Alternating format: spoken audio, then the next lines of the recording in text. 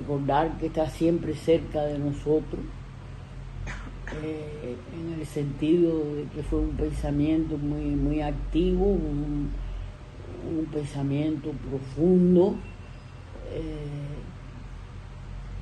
que no se trata solo de ver si en tal o más cual punto tuvo más o menos razón, cosa que por supuesto es de las cosas que hay que hacer, sino ir un poco más allá, verlo en ciertas dimensiones teóricas. Lo primero que yo quisiera resaltar es que los compañeros que están viendo el programa se ubiquen en las condiciones de la época. No es que yo las vaya a tratar, pero siempre que se va a tratar a una figura, su pensamiento y su obra, esta ubicación en el contexto es imprescindible. Y la ubicación en contexto incluye muchos ángulos. No se trata, porque a veces sí ocurre eso, que se hace como un listado de las condiciones y después se habla de la obra y el pensamiento y se queda uno sin ver la conexión. En este sentido, de todos estos nexos, de toda esta riqueza, yo voy a escoger 2 o 3 puntos. Primer punto que quisiera destacar: Marx y Engels dijeron muy poco sobre la sociedad socialista y la sociedad comunista, y eso fue así, sencilla y llanamente, porque no sabían. Y esa es una primera lección que viene desde ellos y que nosotros tenemos que ver que es un problema para Lenin, pero que es también producto de que Marx y Engels ven la guía de ese proceso como un esfuerzo científico.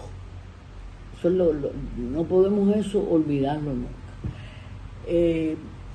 Ustedes habrán leído con mucha frecuencia, y es correcto que ese tema salga, de que si Marx y Engels veían la revolución en los países más desarrollados, y Lenin, bueno, que sí hizo lo contrario. Ahí hay varias confusiones.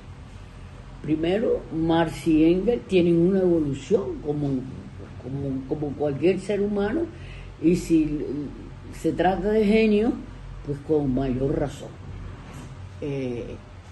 Y ya en los últimos años de la vida de ellos, las experiencias, los estudios, esas mismas experiencias de revoluciones en Europa que no logran lo que las masas populares desean o se habían propuesto, siempre son también referencias y enseñanzas para ellos, de las cuales después parte Lenin. Y ya nosotros vemos el último texto, que es el prólogo que escriben Marx y Engels para el Manifiesto Comunista del año 82, ahí está clarísimo una idea que ya se encuentra en la correspondencia y no muy desarrollado en otros textos, y es que la revolución puede empezar en Rusia. Así que esa idea de que Lenin inició la revolución a contrapelo del pensamiento de Marx y Engels no se sostiene, lo cual además nos dice que hay una evolución, y como esta evolución camina. Lo mismo ocurre con Lenin, hay también una evolución, porque van aprendiendo.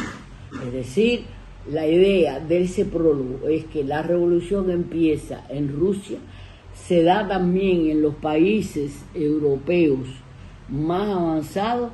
Las 2 revoluciones, es decir, la del Oriente y la de Occidente, se complementan. Fíjense ustedes qué clase de pensamiento más avanzado ya para ese año 82. Ambas se complementan porque el proletariado de los países desarrollados, en su alianza con el proletariado ruso y de otros países, pues sencillamente ya encuentran ese desarrollo de las fuerzas productivas. Las fuerzas productivas no tienen una y otra vez que repetir sencilla y llanamente se puede tomar lo que ya existe. Todo esto nosotros lo tenemos que ver, porque además las interconexiones internacionales no hacen más que reforzarse.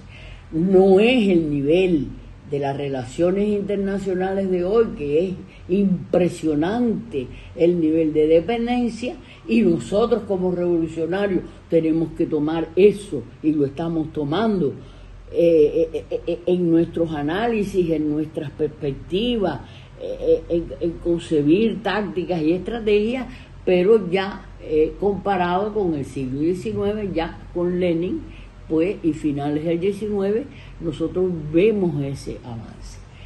Es falso también la idea, o es falsa la idea, de que Marx y Engels veían solo el socialismo como un cambio de, digamos, de sistema económico, y que Lenin pues un poco caminó sobre la misma línea. Eso no es cierto.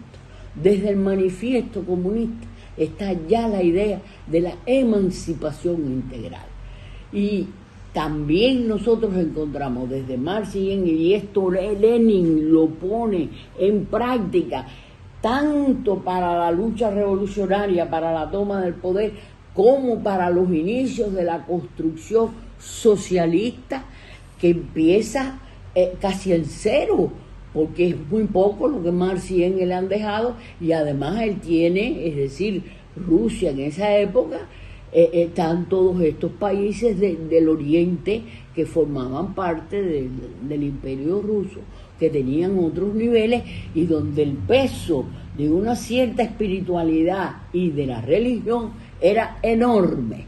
Entonces Lenin tiene que tener en cuenta todos esos factores, y lo tuvo en cuenta. Hay que ir no solo a los textos directos que él escribe y firma, sino también a los textos de la internacional. Y ahí nosotros vemos cómo él se va enfrentando a esa variedad y comprende la variedad, la riqueza de situaciones. Y que, claro, hay una serie de ideas centrales, no es hacer cualquier cosa, pero que el revolucionario tiene que tener en cuenta esa variedad y adaptarse a ella.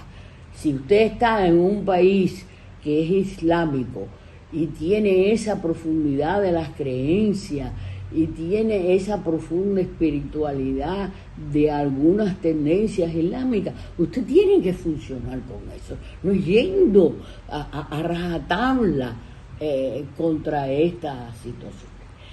Y tanto Marx y Engels, y después por supuesto Lenin, que es el que se enfrenta directamente a este esfuerzo de iniciar la construcción, ven al socialismo, a esa primera etapa de la nueva sociedad, no solo como un sistema económico, sino en su integralidad. Es una emancipación integral, y que deben realizarlo los pueblos mismos. Nadie hace las revoluciones ni los cambios radicales de otros.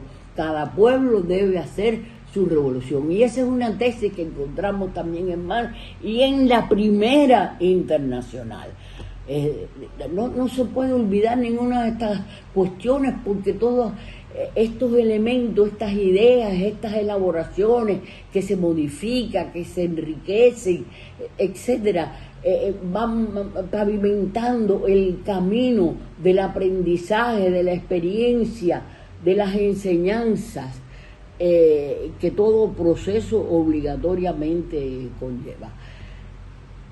Y yo quisiera referirme a un punto que yo considero esencial, porque tiene que ver con la teoría de la revolución en la línea de la toma del poder, pero también con la revolución en el sentido del cambio de modo de producción, en nuestro caso, bueno, esta primera fase de la nueva sociedad.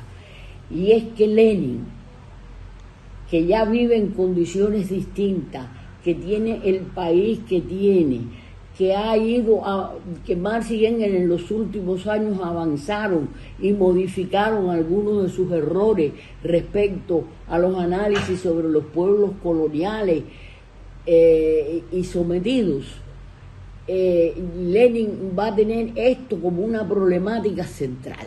Es decir, y ya recordamos todo cómo él elabora esa primera versión, digamos, de la teoría del imperialismo, el imperialismo de aquel momento.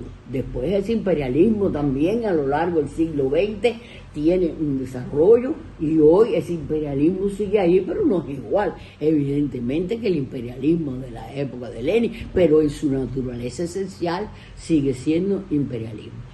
Y aquí nosotros encontramos, a mi manera de ver, uno de los más importantes aportes de Lenin. Lenin establece la unidad, la imbricación de una con la otra, de lo social con lo nacional. Es decir, las cuestiones nacionales, las cuestiones de los pueblos oprimidos y colonizados, los movimientos de liberación en unidad con las luchas de clase y las clases sociales en los países. Y a partir de esas ideas, ya los marxistas latinoamericanos de principios del siglo XX, en el caso nuestro de Cuba, Mella, Rubén Martínez Villena, nosotros vamos a encontrar muy claramente esta apropiación de los aportes de Lenin. Por eso Mella decía hacer lo que Lenin hizo, es decir, no copiar a Marx y Engels, sino ver en cuáles son las características, cuáles son las líneas y cómo se manifiesta, cuál es la historia.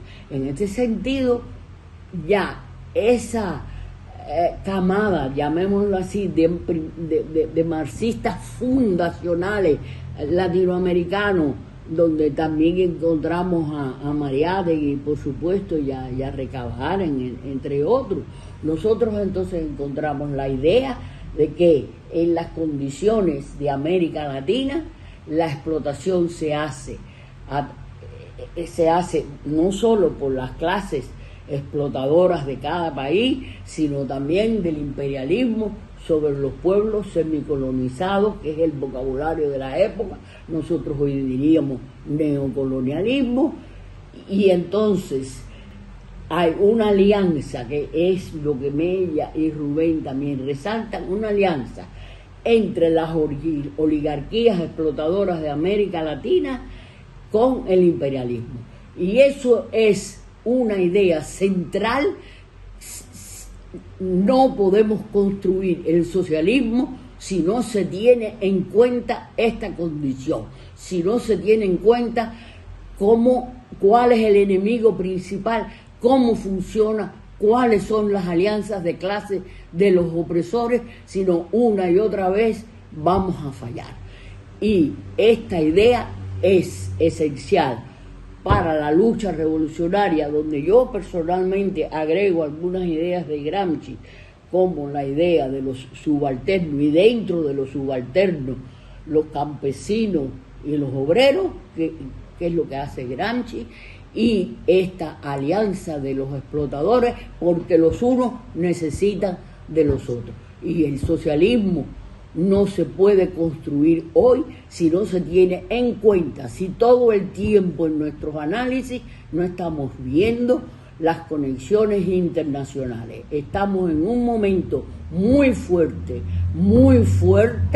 de la geopolítica, y esa es imprescindible, no solo para entender, para diagnosticar, sino para concebir estrategias, triunfar e ir adelante, con muchas dificultades, como decía Gramsci, que previó dificultades enormes, sufrimientos y lo que él llamaba esos monstruos que salían.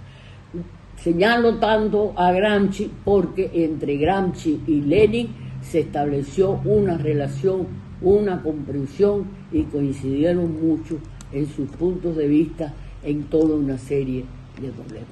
Hasta aquí quería resaltar, ver a Lenin en sus condiciones y en una dimensión